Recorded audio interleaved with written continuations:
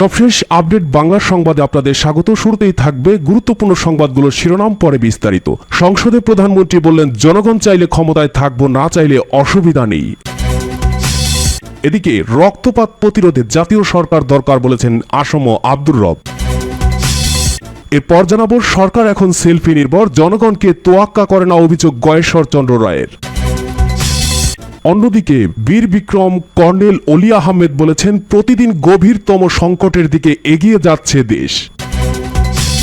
এদিকে সরকার আদালতের ঘাড়ে বন্দুক রেখে ভিন্নমত দমন করছে অভিযোগ ভিপি নূরের। এবং সবশেষ জানাবো, ববি হাজ্জাজ বললেন, বাংলাদেশে গণতন্ত্র গুম হয়েছে। এতক্ষণ শুনছিলেন গুরুত্বপূর্ণ সংবাদগুলোর শিরোনাম, এবারে বিস্তারিত।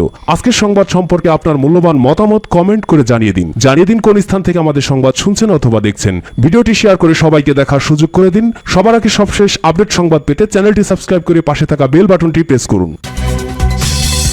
সংসদে প্রধানমন্ত্রী বললেন, জনগণ চাইলে থাকবো, না চাইলে অসুবিধা নেই। প্রধানমন্ত্রী শেখ হাসিনা জনগণের ভোট অধিকার নিয়ে যাতে কেউ ছিনিমিনি খেলতে না পারে সে বিষয়ে দেশবাসীকে সতর্ক থাকার আহ্বান জানিয়েছেন। বৃহস্পতিবার একাদশ জাতীয় সংসদের 24তম অধিবেশনের সমাপনী ভাষণ দেওয়ার সময় তিনি বলেন, জনগণের ভোট অধিকার নিয়ে যাতে কেউ ছিনিমিনি খেলতে না পারে সে বিষয়ে সতর্ক থাকুন। প্রধানমন্ত্রী বলেন, কোন চক্রান্তের কাছে বাংলাদেশের জনগণ মাথা নত করেনি আর করবেও না। গণতান্ত্রিক ধারাটা যেন ব্যাহত করতে না পারে আজকের বাংলাদেশ, বদলে যাওয়া বাংলাদেশ। এদেশের মানুষকে কেউ দাবায় রাখতে পারবে না। দেশ যেভাবে এগিয়ে যাচ্ছে এই অগ্রযাত্রা যেন অব্যাহত থাকে। ডেপুটি স্পিকার অ্যাডভোকেট শামসুল হক টুকুর সভাপতিত্বে বৃহস্পতিবার রাতে জাতীয় সংসদের সমাপনী বক্তব্য রাখতে গিয়ে প্রধানমন্ত্রী বলেন, বাংলাদেশ যে বদলে গেছে, দেশের মানুষ ভালোভাবে বসবাস করছে, উন্নয়নের সুফল জনগণ ভোগ করছে, এটা কেউ অস্বীকার করতে পারবে না। টানা 3 মেয়াদে সরকারের ধারাবাহিকতা ছিল বলেই আমরা দেশের এত উন্নয়ন করতে সক্ষম হয়েছি। বাংলাদেশের এই অগ্রযাত্রা যাতে অব্যাহত থাকে সেজন্য দেশের মানুষের কাছে আহ্বান জানাই, সামনে নির্বাচন, জনগণ ভোট দিলে এখানে সরকারি দলে থাকবো, না দিলে ওইদিকে বিরোধী দলে যাব, কোনো অসুবিধা নেই। তবে যতদিন আছি জনগণের কল্যাণ করে যাব, জনগণের উপর আমরা সব ছেড়ে দিচ্ছি। প্রধানমন্ত্রী বলেন, অক্টোবর মাসে আরেকটা অধিবেশন বসবে, সেটাই হবে এই সংসদের শেষ অধিবেশন, এরপরে নির্বাচন হবে। বর্তমান আওয়ামী লীগ সরকারের আমলে অনুষ্ঠিত সব নির্বাচনই অবাধ ও সুষ্ঠু হয়েছে দাবি করে সংসদ নেতা বলেন, আওয়ামী লীগের আমলে এই পর্যন্ত যতগুলো নির্বাচন হয়েছে, উপনির্বাচন, স্থানীয় সরকার নির্বাচন, প্রতিটি নির্বাচন স্বচ্ছ ও শান্তিপূর্ণ নির্বাচন হয়েছে। এর থেকে শান্তিপূর্ণ কবে হয়েছে বাংলাদেশে নির্বাচন কিন্তু কিংবা পৃথিবীর কোনো দেশে হয়ে থাকে কিনা তাও আমার জানা নেই। প্রধানমন্ত্রী একথা বলেন। রক্তপাত প্রতিরোধে জাতীয় সরকার দরকার বললেন আসম আব্দুর রব। জাতীয় সমাজতান্ত্রিক দল জেএসডি সভাপতি আসম আব্দুর রব বলেছেন, ফ্যাসিবাদী শক্তির মোকাবেলায় সকল গণতান্ত্রিক দেশপ্রেমিক রাজনৈতিক ও সামাজিক শক্তির সমন্বয়ে জাতীয় ঐক্যমত্যের ভিত্তিতে জাতীয় সরকার গঠন করা দরকার। শান্তিপূর্ণ ক্ষমতা হস্তান্তরের পথ রুদ্ধ হয়ে পড়ায় রাষ্ট্র বিপজ্জনক পর্যায়ে উপনীত হয়েছে। তাই সম্ভাব্য রক্তপাত ও নৈরাজ্য প্রতিরোধে একমাত্র পথ হচ্ছে জাতীয় সরকার, নয়তো বিবাদমান রাজনৈতিক শক্তির অনৈক্য ও আত্মঘাতী সংঘর্ষে রাষ্ট্রের স্থিতিশীলতা বিপন্ন হয়ে পড়বে।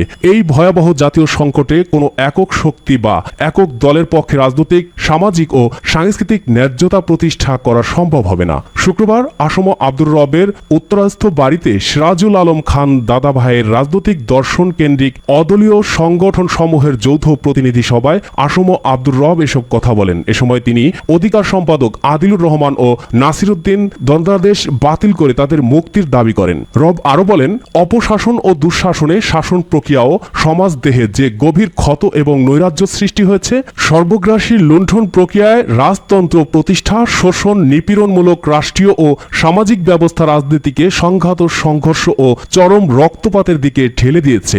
মুক্তির মন্ত্রে উজ্জীবিত হয়ে গণজোয়ার ও গণ অভ্যুত্থান সৃষ্টি করে শাসকের পরিবর্তন সহজ হতে পারে, কিন্তু সমাজের নবায়ন বা রূপান্তর অনেক কঠিন কাজ। এটা একটা ধারাবাহিক ও দীর্ঘ প্রক্রিয়া। জনগণের সার্বভৌমত্ব প্রতিষ্ঠা, মানবিক ও নৈতিক সমাজ বিনির্মাণ করার উপযোগী রাষ্ট্র ব্যবস্থা প্রবর্তন করতে না পারলে রাষ্ট্র ক্ষমতা আবারও অগণতান্ত্রিক শক্তির হাতে নিয়ন্ত্রিত হতে পারে, যা শোধরানো আরও ভয়ঙ্কর হয়ে উঠবে।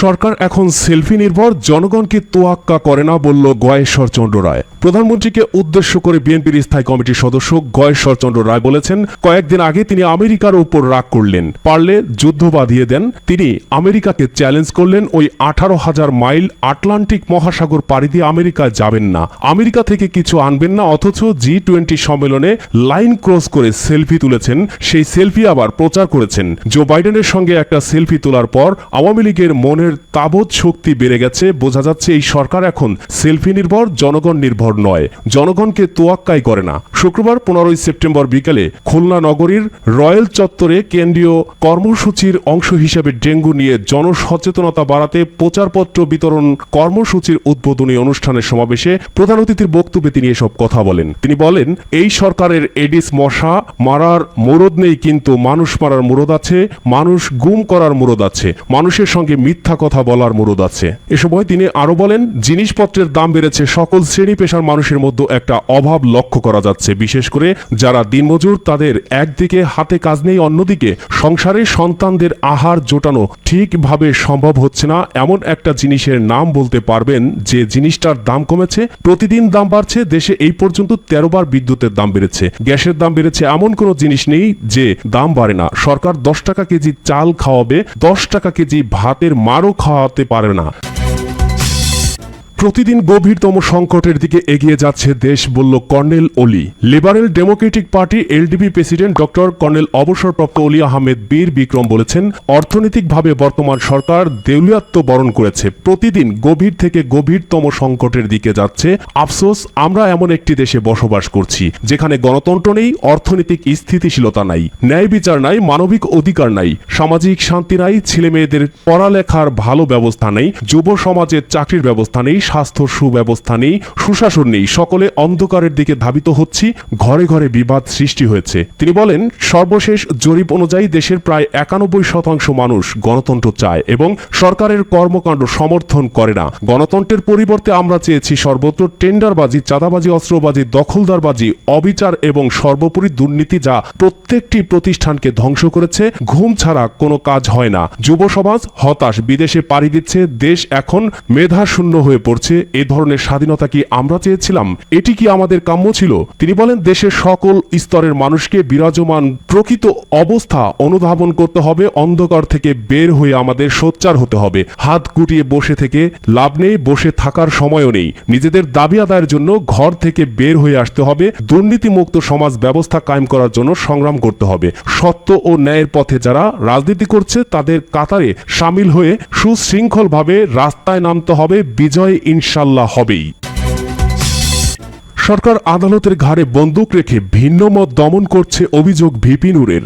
সরকার আদালতের ঘাড়ে বন্দুক রেখে ভিন্নমত দমন করছে বলে মন্তব্য করেছেন গণ অধিকার পরিষদের সভাপতি নুরুল হক নূর। বৃহস্পতিবার অধিকারের সম্পাদক আদিলুর রহমান শুভ্র ও পরিচালক নাসিরউদ্দিন এলানকে 2 বছরের কারাদণ্ড দিয়েছে। এমনকি তাকে প্রিজন ভ্যানে তোলার সময় মুষ্টিবদ্ধ হাতটি উঁচু করতেও দেয়নি। তারই প্রতিবাদে আজকে আমরা সবাই মুষ্টিবদ্ধ হাত উঁচিয়ে প্রতিবাদ জানাচ্ছি। শুক্রবার 15 সেপ্টেম্বর বিকাল 3:30টায় আন্তর্জাতিক গণতন্ত্র দিবস উপলক্ষে রাজবন্দীদের মুক্তি ও নিরপেক্ষ সরকারের অধীনে অবাধ, সুষ্ঠু, অংশগ্রহণমূলক নির্বাচনের দাবিতে পল্টনে কেন্দ্রীয় কার্যালয়ের সামনে এক বিক্ষোভ সমাবেশে গণ অধিকার পরিষদের সভাপতি নুরুল হক নূর এসব কথা বলেন। নূর বলেন, সরকার আদালতের ঘাড়ে বন্দুক রেখে ভিন্নমত দমন করছে।